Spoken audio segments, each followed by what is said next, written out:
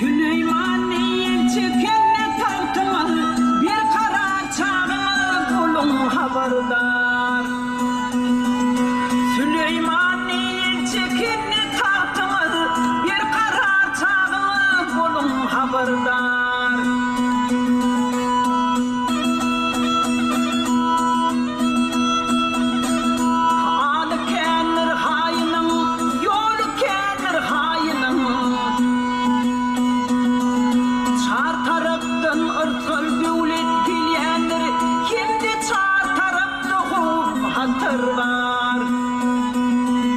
Çar taraftan arkan devlet gelyenler, kimde çar tarafta hop hatar var.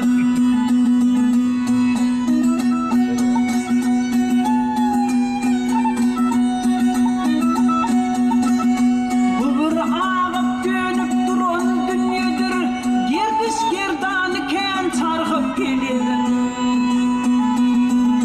Bir avadan ile açlıktan yıksa, bir ile ol dokluk bilen döndürür. Bir avadan ile açlıktan yıksa, bir ile ol dokluk bilen döndürür.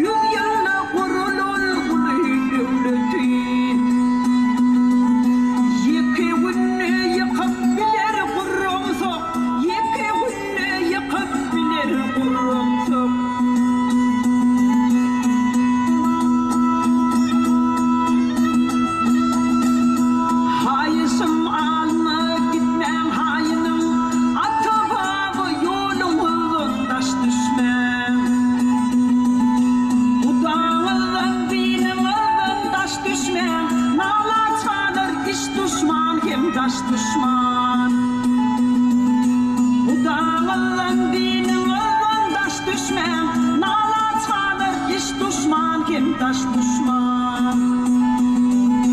Bu dağılın dinin olun taş düşman, nala çağdır iş düşman kim taş düşman.